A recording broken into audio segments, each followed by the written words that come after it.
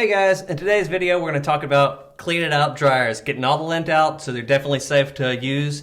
The dryer we're working on today is a Whirlpool, but it's any type of dryer that has the filter that comes out the top. As always, let's start off, unplug it, because we don't want to die.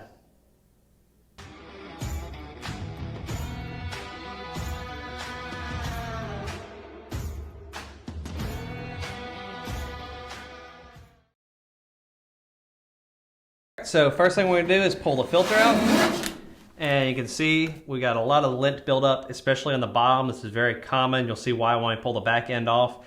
A lot of times moisture will build up here and we'll get rust, which we have a little bit of rust already starting. If it rusts all the way through, you're going to have to replace this part of the filter. And this part actually comes loose from the top portion of this filter. And there's two types, one that has little dots and ribs that go up and down this area right here. And there's this kind that's just flat. So we can replace this. I'll put a link down below. And we'll give this a try first to clean it out, but we'll do all the cleaning at the very end. All right, so after we pull that out, we're gonna take out these Phillip heads. Sometimes these guys will be, we have to clean them out a little bit and they'll have a bunch of junk in them. And these guys are gonna come right out though. And if it's really stuck and rusted, you can put a hammer on it and a regular Phillips head and hit it one good time, and a lot of times it will bust loose because it's only holding on to this metal right underneath it. All right, from there, we're going to turn this guy around and start cleaning out the back end first. All right, so from right here, we're gonna take off this whole back plate, and also this little metal piece is over the top of it, so we'll have to take off this piece that goes over the terminal block. This particular dryer has water valve. It's only a little tiny thing that's different from any other dryer, and it's just gonna be these two screws is the only difference. If yours does not have a water valve, it won't have these two screws to be able to take out. But we're gonna go ahead and take all these out.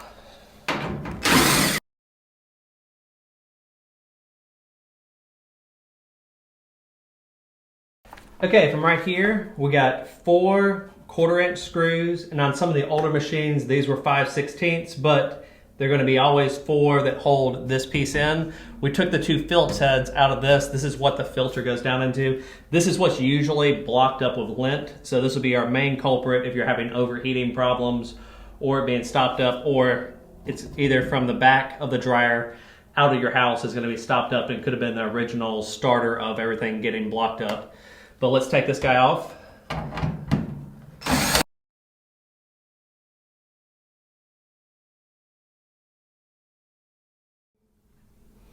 All right, so we're gonna take this guy out now, and here is more than, yep, here's the problem. You can see it's got lint built up in the bottom. I've seen it much worse than this. Sometimes it's built up to where it's just barely breathing by. Same thing here. This is the thing that the filter is actually down in, and where I was saying it was rusted before is right here is where the bottom of that filter sits, and this will get moisture and it'll sit against there and it'll just start rusting. So we gotta clean this guy out, and up here we're gonna have to take a brush and clean this out carefully. It's got a foam seal, and this one's still good.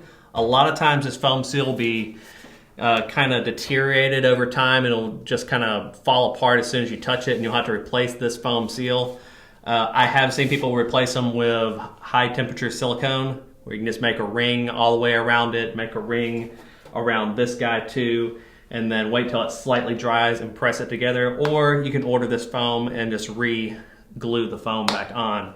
Another thing to check is it's got a little bit of lint up in here, but not too terribly bad. Sometimes I've opened these up and the fan itself will be coated in a layer of lint, and it will make the fan very much so less efficient. So you want to make sure you scrape every blade off if it's that way. But past that, if you have an air compressor and you can take it outside, much easier. If you can't, understandable, you want to stay in your laundry room, you can vacuum it out. And if you're having issues getting this guy clean, you could take just this guy, because it's just a piece of metal, out and take a water hose to it and spray it out, and then let it dry, and then bring it back in after it's dry, and then hook it back up. Much easier sometimes. From right here, we're going to go ahead and I'll take all this out, clean it all at once. I'm gonna open up the front end and see what kind of lint problem we have around on the front side.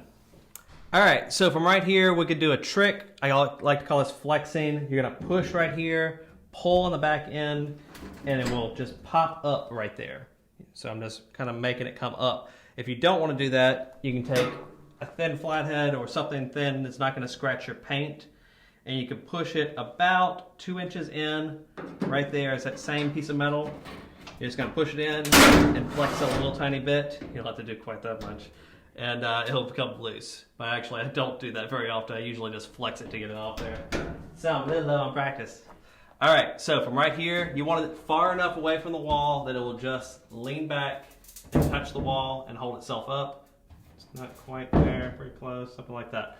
All right, there's 2 5/16 screws, one right here and one right here. And there's the lid switch itself for the actual lid switch that's right here. And it's a disconnect point right here we got to take off before we can take the front panel off. So let's do that now. All right, there's a 5/16 on this side. We're going to go ahead while we're right here and undo the lid switch. Sometimes there'll be a little easy keeper to take off there piece, and sometimes there will not, and you'll just have to use something sharp to kind of reach underneath it and pull it off. And then on this side, we have the other 5/16. And after we release this, it could come forward, so kind of have a hand on it.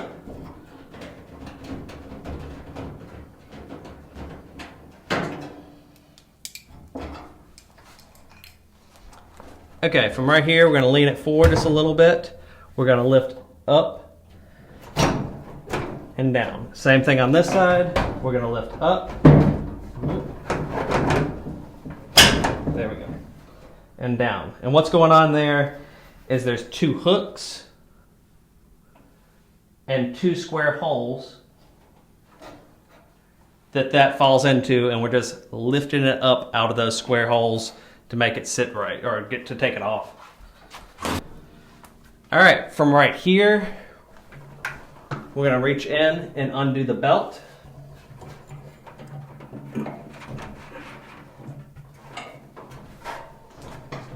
Then we're gonna grab it from the top, lift it up, come out. All right, so things to clean out. Obviously, we'll be cleaning out all this lint we see here. There'll be lint around the fan, which is nice if you have it outside in an air compressor. You can just kind of blow all this out. That's really hard to get to. Make sure these aren't full of hair and are nice and clean and turn easily. If they don't, you could take them all the way off if they're rusty and clean them up a little bit and put a little bit of white lithium grease on them. Same for this one. Make sure it doesn't have hair all around it. And you can see where someone had gum or some kind of candy in their pocket and it's gotten against the back wall. Take a flat blade and get this off. Double check the actual drum itself doesn't have it on it. This is the main culprit for people complaining about black marks get on their white clothes, would be just this stuff burning onto their white clothes as it rolls by in the drum. So make sure that's good to go. All right, this dryer is actually not too terribly bad, so we're gonna vacuum this out real quick. Clean out this guy, wipe off everything else, get rid of that gum, and one other thing, remember I said we're gonna scrape this back side too. You can see this is a good way to figure out real quick if your dryer is messed up. If you open up the inside of the dryer and just look back, these holes a lot of times you'll be able to peer through them with a flashlight and see if this part is getting filled up with lint. That's a major sign that it's stopped up somewhere else and it's starting to build up with lint. So that's a quick way to kind of check without having to get this deep into it to start with.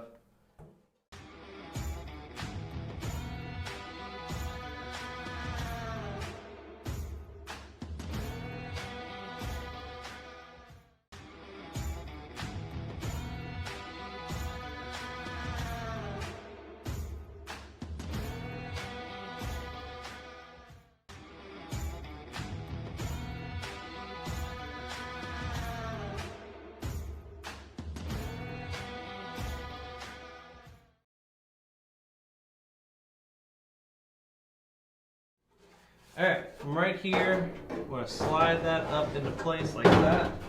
And sometimes it's hard to get this over this lip on the bottom. You just have to give it a little bit of a lift and it'll fall back into place. This one went on pretty easy.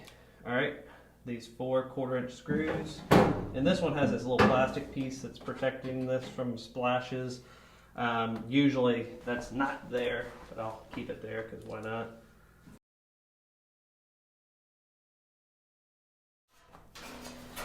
Alright, so this bottom piece is always difficult. There's a lip right here and you're going to hook it on top of the bottom, and there's a little bump right there that it kind of bumps against. You'll see when I put it here. You put it like that, and it sits right in that track. Alright, from there we'll just lift it up slowly and it'll go right into place. Then we're going to put the screws on all the way around.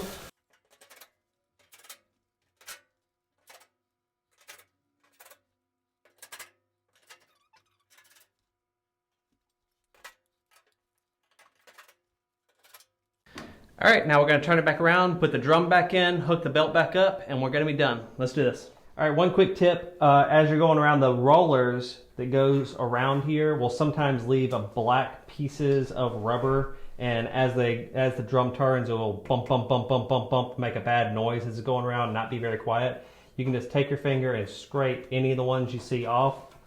It'll just be like black rubber you'll be scraping off of there. That makes it a whole lot quieter.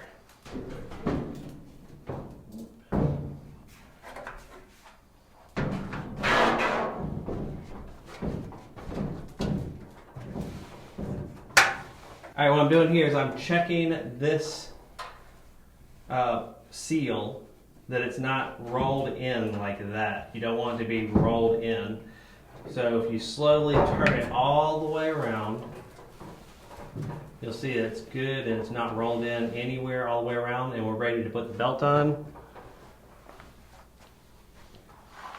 And the belt, you can actually already have it on if you want to, but the belt goes rib down on this particular machine. Not flat end down, but there's ribs right here. There's 4 of them, kind of hard to see.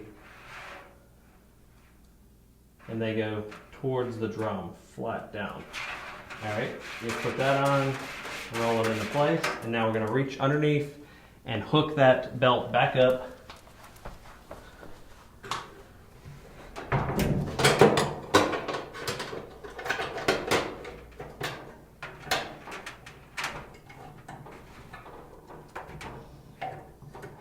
Alright, for the last little bit, we're going to hook this guy back up. Again, it's got these square holes here and here, and a hook there and there. Alright, now I'm going to pull the drum a little bit towards me and give it a little bit of a twist, and you'll see I'm waiting for it to pop up onto this like that.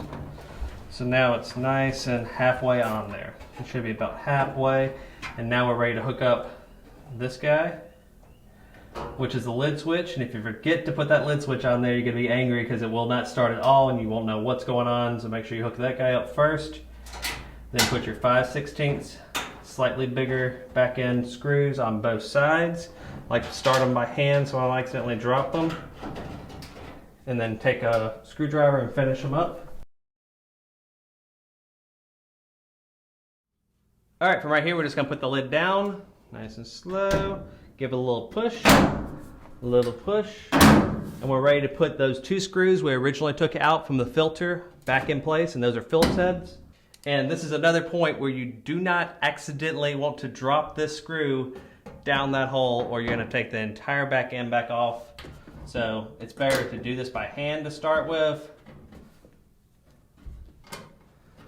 Get it nice and snug and put your other hand behind it. I have actually seen some guys put a rag in the hole while they're waiting to get the screws tightened in, just in case, because it's such a pain to have to go all the way back in there just to get that screw back out. Not to mention, if you just leave it in there and find another screw, it could just become a rattle trap against the fan. Alright guys, that's pretty much it. Other than I'm going to take this guy over to the sink, scrub it out a little bit and see if it's good to go. If it's got a hole in it, I'm going to have to replace it, but I think it may actually be okay.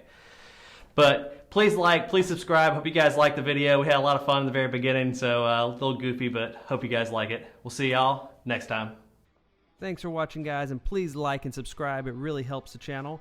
Also, if you're looking for that video I was talking about where you can find the exact right part for a great price, it's the one on the left of the screen.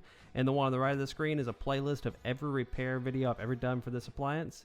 Thanks for watching, guys. We'll see y'all next time.